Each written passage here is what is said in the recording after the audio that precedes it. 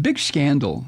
When was it? On Saturday, when President Biden was giving an address in Warsaw, Poland, as part of his European nation tour to let that part of the world understand that the U.S. is firmly in support of Ukrainians, although not so firmly in support as to provide the weaponry and the closed airspace over Ukraine that the Ukrainians desperately want.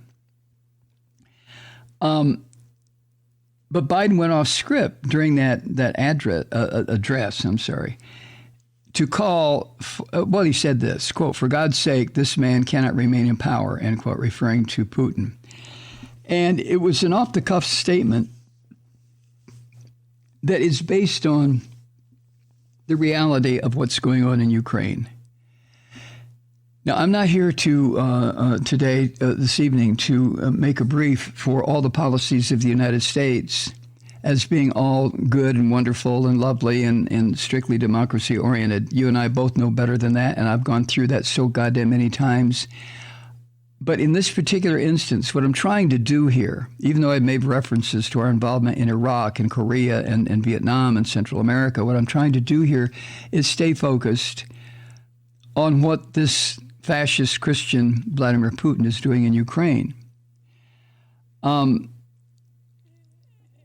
I think we can agree that nobody who understands the interlocking civilities necessary to keep us from each other's throats would disagree that Putin is a war criminal and a murderous son of a bitch that is causing so much pain and death and destruction.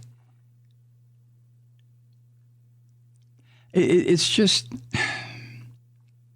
So when Biden said, "For God's sake, this man cannot remain in power," it was off script as how it's being described. But so fucking what? It's the truth. Michael McFaul, who used to be the ambassador to Russia, and he's now a contributing columnist to the Washington Post, which is where this particular article I'm quoting from now, I got it. But Michael McFaul said, quote, "On Putin, Biden expressed what billions around the world and millions inside Russia also believe. He did not say that the U.S. should remove him from power. There is a difference," end quote. Now, that's absolutely true because Biden was not calling for assassination. I've done that, and who the hell am I, right? But Biden wasn't calling for this murderous bastard to be permanently removed, or that Russia should be invaded, or that there should be a regime change directed by people outside the country. As I've said over and over again, there must be at least one. There are probably millions of Russians who would like to put a bullet in this fucker's head for what he has done and what he continues to do. But anyway, after Biden said that, woohoo, panicked White House rushed forward to assure the world what Biden really meant. And it wasn't what the pundits thought we thought.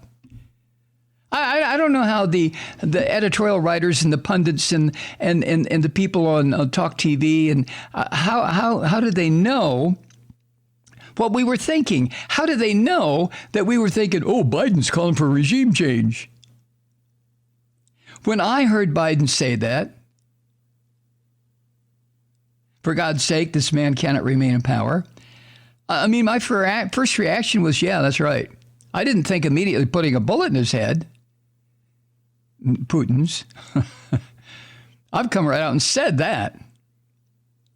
But anyway, so the brain trust around Biden, really, I mean, they lost their shit.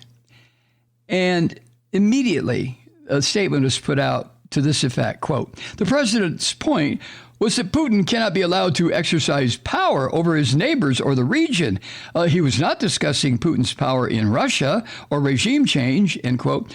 Okay, I mean, that's fair. I'm not blasting spokespeople for the Biden White House for making that statement. But for Christ's sake, I mean, who would think that he was saying that? Well, Putin would. Now, again, quoting Jennifer Rubin, there are a bunch of things wrong with that statement from the White House. First, the fact that they panicked in the White House and came out with this kind of a reaction, making a statement like that, only drew further attention to the remark. And then it made Biden appear weak or confused or not knowing what he was saying. If the White House spinmeisters just would have left the fucking statement stand, leave it alone. So at a time when Biden was mixing it up with Eastern European allies, well, not just Eastern European, but with all our NATO allies, the heads of those countries, he was impressing them with his moral strength, his diplomatic savvy.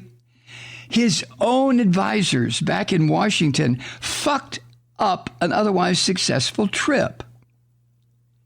And as Rubin points out, the explanation that these advisors chose, which was disavowing any desire for new leadership in Russia, was the most aggressive and extreme way to contradict President Biden. Woo! There's a much better way to explain the remark, and it would be consistent with Joe Biden's intent. Ronald Reagan once described the ideal outcome of the Cold War before the Cold War so-called ended. Reagan said, "We win, they lose." That was the ideal outcome. Right.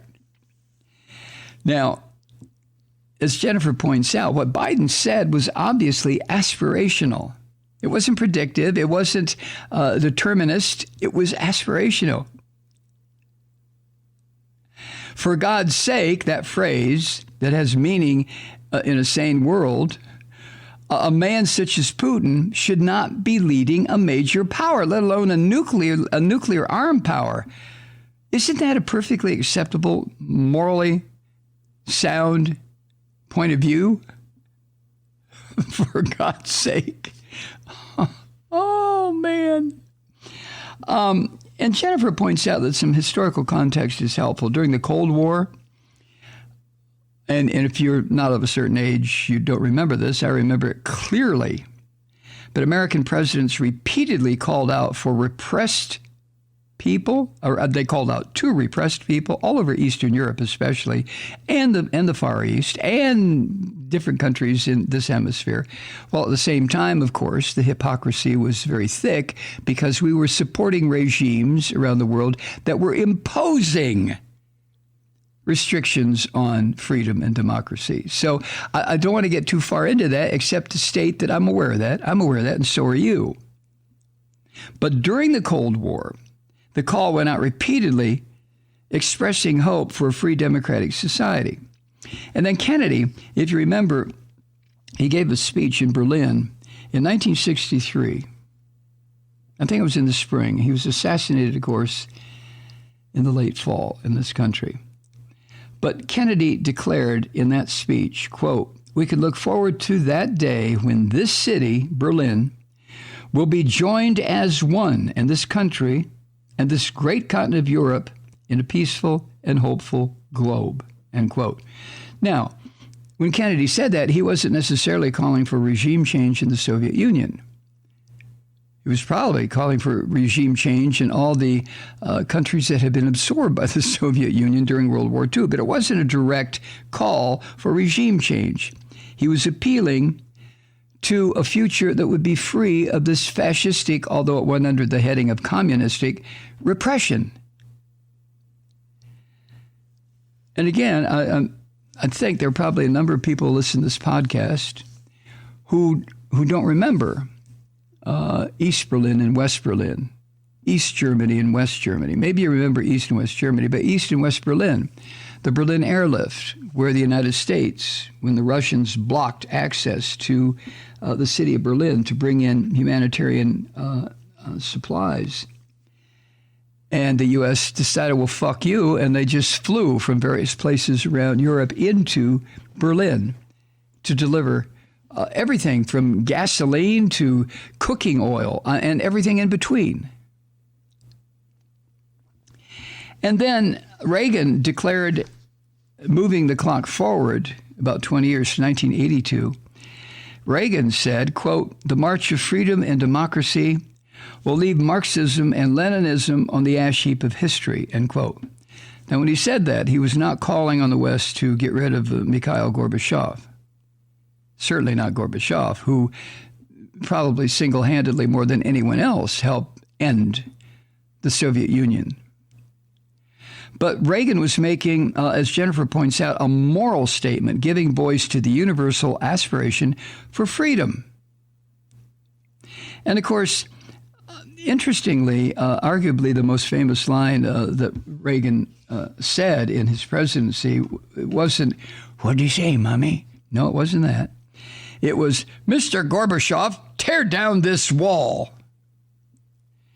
And the irony is that those words almost never made it into that speech he gave in 1987 at the Brandenburg Gate in West Berlin. That's according to a speechwriter, Peter Robinson, who later told the story of just scared out of their ass advisors saying that sounded too confrontational. "Mr. Gorbachev, tear down this wall." That sounded too confrontational? Who knew? Well, fortunately, and I don't say this too often about Ronald Reagan, but fortunately Reagan overruled them and said the words anyway.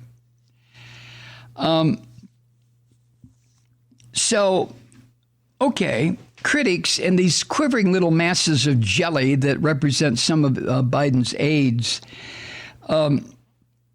might say, sure, but Biden called out the current leader by name, not just by an ideology. Well, it seems to me that when Reagan said what he said, he used a name, didn't he? But anyway, Putin's ideology is thievery and being a thug and a bastard and now a killer. Well, not now. I mean, he's always been a killer, a murderer, the worst kind, a murderer. And Jennifer asked this question, I'm sure, tongue in cheek. She says, would have been better if Biden had said, quote, "For God's sake, a thugocracy built on the cult of personality that invades its neighbors cannot endure." If nothing else, what Biden did say had the benefit of clarity, right? Don't you think? For God's sake, this man cannot remain in power? Yeah. So, Biden's staff, and I think this is one of the reasons that Biden's ratings, I hate shit like that, but I might as well say it, that his approval ratings are so low is because his staff overreacts to this shit. They undercut him. So while they did that, ultimately it's Biden's call to about what to say and how to say it. Like Reagan, he should have told his advisors to fuck off. Or at least tell him, President Biden, why no great nation should be ruled by a war criminal or should not be ruled by a war criminal. Of course, a great nation should not be ruled by a scum-sucking bastard like Trump. We had the same issue here in this country, didn't we, with the war criminal George W. Bush? Yeah. So the hope is, as it always has been, that oppressed people, and the Russians are an oppressed people, whether they feel it or are aware of it or can acknowledge it or not, is immaterial. They do not have the freedom of a free press or an independent judiciary. They don't have that. And if you don't have an independent justice system and an independent press, what do you have? You have a dictatorship. So in that regard, only the Russian people deserve to throw this son of a bitch to the curb where he belongs. Hi, Truth Seekers. Mike Malloy here. As you know, we've switched formats and are now broadcast exclusively on the Progressive Voices Network. So that means you get fewer program interruptions, no corporate commercials, and lots of profanity. But our format change also means some of our radio listeners no longer hear the program. It's been a while since I mentioned our podcasts, so you may have forgotten that there is a way to listen to this program anytime you need a good dose of screaming. Visit MikeMalloy.com and subscribe to our podcasts. As a podcast subscriber, you can download the program to your mobile device and take me with you wherever you go. And if you have a friend who needs a dose of truth-seeking, you can give a gift subscription as well. That's MikeMalloy.com, and never miss a minute of the uncensored fun and frivolity.